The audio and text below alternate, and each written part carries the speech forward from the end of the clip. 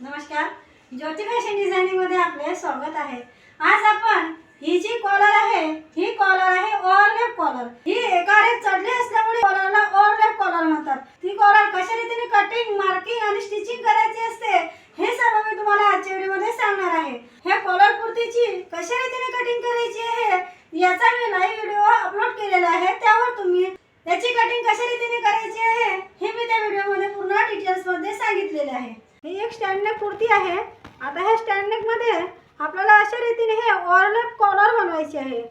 जर तुम्हाला हे अशा रीतीने तुमचं ओव्हरलॅप कॉलर तुम्हाला बनवायची असेल तर आपल्याला कशा रीतीने त्याची कटिंग करायची असते हे मी तुम्हाला आजच्या व्हिडिओमध्ये सांगणार आहे। मी आधी ह्या अशा रीतीने पूर्ण ड्रेस हा पूर्ण शिलाई करून घेतलेला आहे आणि ही कॉलर जी आहे ती अशी एकावर एक अशी चढलेली आहे। ह्या गोल राऊंडला आपल्याला कॉलर करायची आहे। हा एक कॅनव्हास घेतला। आता कॅनव्हासची ही जी चमकची बाजू आहे ती मी आतमधल्या बाजूने ठेवते आणि यावरती मी अशी हलकीशी इस्त्री करून घेते। इथे आधी एक अशी सरळ लाईन ओढून घेते, कारण हा कॅनव्हास जो असतो तो असा सरळ करून घेते आणि या सरळ लाईन पासून 2.50 इंचावरती असे मार्किंग करून घेते। इथून एक अशी सरळ लाईन ओढून घेते। ही जी कुर्ती आहे ह्या कुर्तीला आपल्याला अशा रीतीने पकडायचे आणि हा जो मागील भाग आहे ह्या मागील भाग इथे सेंटर केले आहे।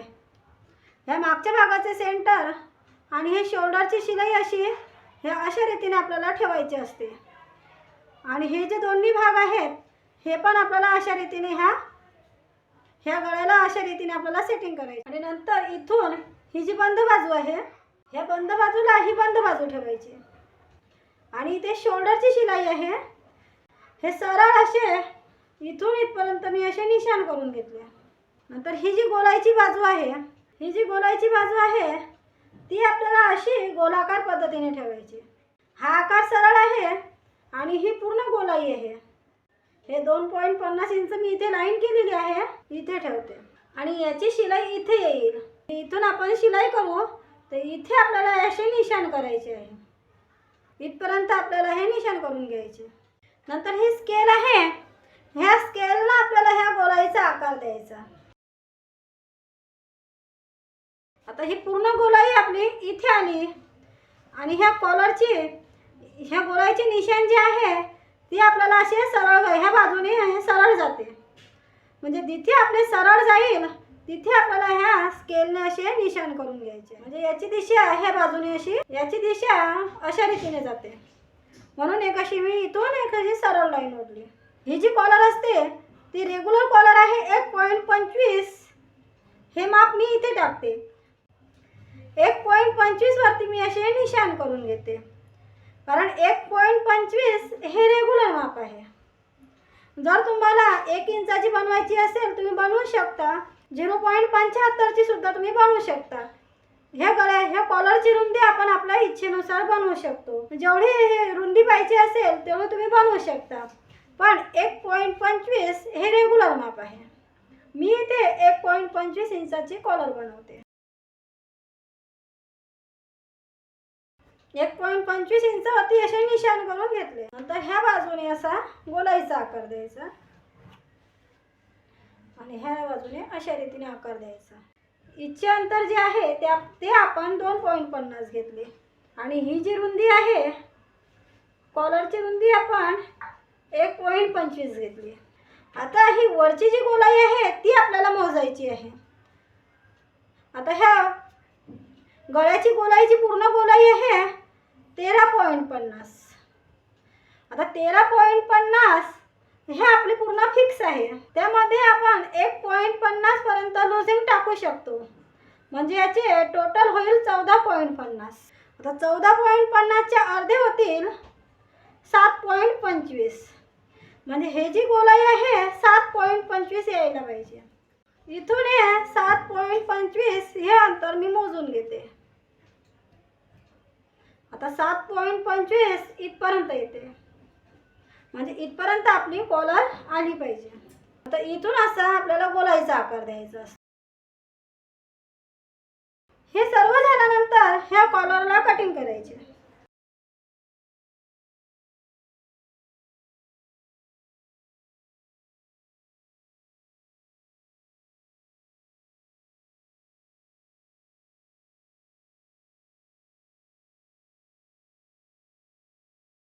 ही पूर्ण कॉलर मी कटिंग केली. आता ही जी आहे ही खालची बाजू आहे आणि ही वर आहे. इथे सेंटरच्या जागी असे कटचे निशाण करायचे. हे पूर्ण मी कॉलर कटिंग केली. आता ही मेन कापडावरती आपल्याला चिटकवायची आहे.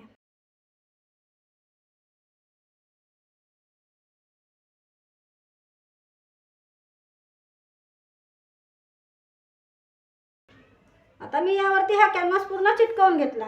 आता वरच्या बाजूने 0.25 वरती मी असे निशाण करून घेते आणि खालच्या बाजूने 0.50 वरती आपल्याला असे निशाण करायचे आहे.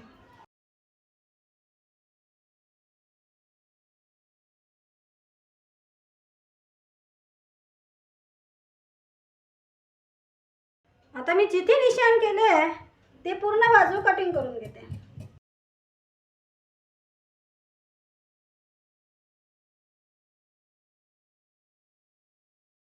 आता मी हा कॅनव्हास मेन कापडावरती पूर्ण चिटकवून घेतला. आता एवढाच कापड मी दुसऱ्या कापडावरती पूर्ण कटिंग करून घेते. मी इथे हा सरळ कापड ठेवते आणि हा सरळ कापड अशा रीतीने याला ठेवते आणि पूर्ण हा जसा वरचा भाग आहे तसाच मी खालचा भाग पूर्ण कटिंग करून घेते. मी खालच्या बाजूने हे 0.25 अंतर थोडे जास्त कटिंग करते. आता हे पूर्ण मी हा कॅनव्हास आणि मेन कापड पूर्ण कॉलरचा कटिंग केला. ज्या भागावरती आपण हा कॅनव्हास चिटकवला आहे त्या भागाची ही जी खालची बाजू आहे त्या खालच्या बाजूवर असा हलकासा फेविकॉल लावायचा.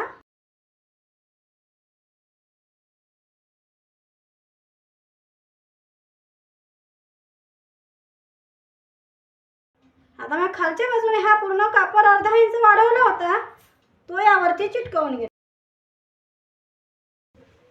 आता हे मेन कापडची जी सरळ बाजू आहे याला मी असे ठेवते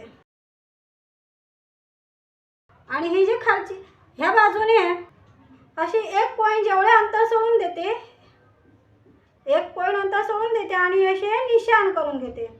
आता ह्या निशाण पासून ह्या पूर्ण आपल्याला ह्या कॅनव्हासच्या पूर्ण कटोकट शिलाई करायची आहे.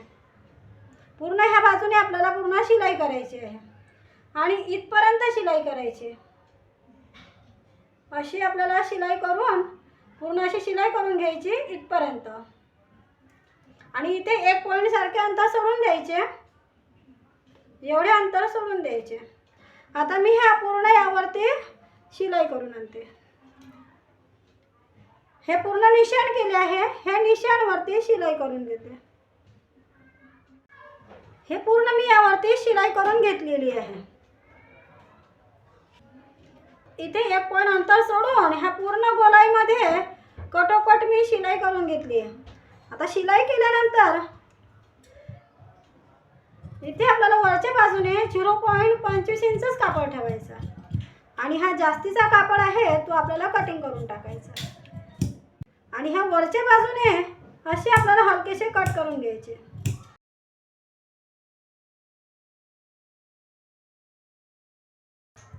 हे कटचे केल्यानंतर असे हलकेसे कटचे निशाण करून घ्यायचे.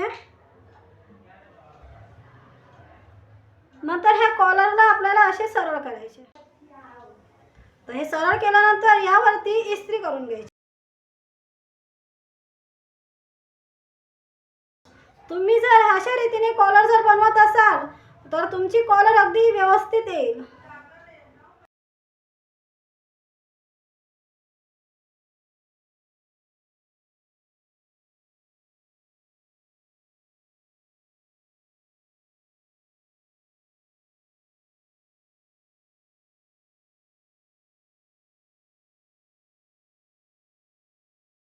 आता मी ही पूर्ण कॉलर अशी तयार करून घेतली.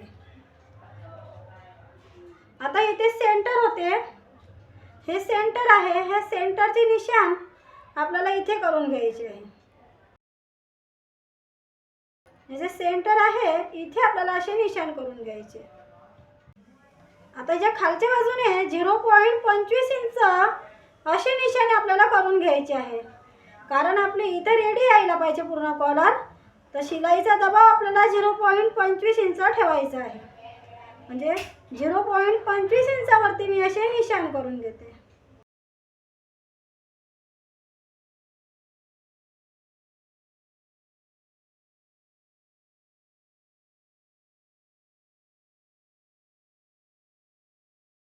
आणि हा जास्तीचा उरलेला कापड तो पूर्ण कटिंग करायचा.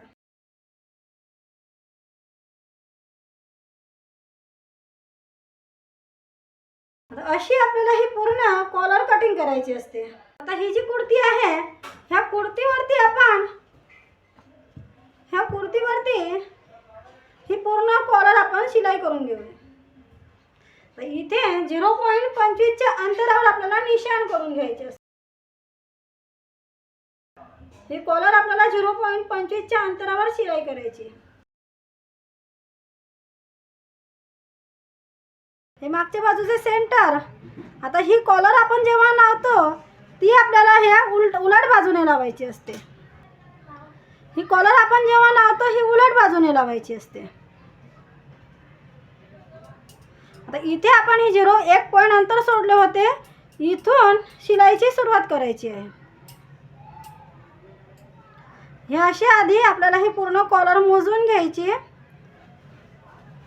आणि हे सेंटर आहे, हे सेंटरच्या ठिकाणी हे कॉलरचे सेंटर पूर्ण आले पाहिजे. इथे पूर्ण हे बरोबर आहे आणि हा पूर्ण भाग मोजून घ्यायचा.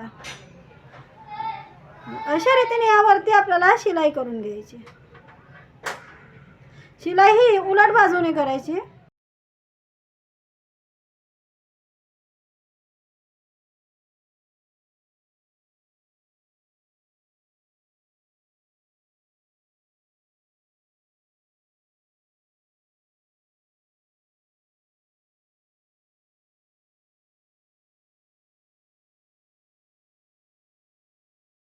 हे मागच्या बाजूचे सेंटर आणि ह्या कॉलरचे सेंटर असे हे एकमेकांसोबत आले पाहिजे. अशा रीतीने आपल्याला ह्या कॉलरवरती शिलाई करायची असते.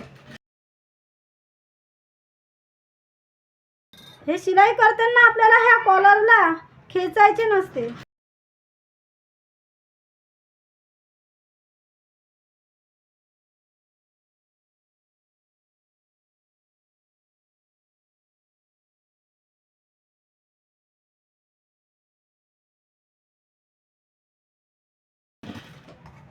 तर पूर्ण मी ह्या कॉलरवरती शिलाई केली. नंतर हे सरळ बाजूने अशा रीतीने ठेवायचे आणि यावरती आपल्याला शिलाई करून घ्यायची आहे. आणि हा जो भाग आहे हा आपल्याला असा आतमध्ये व्यवस्थितरित्या असा ठेवायचा.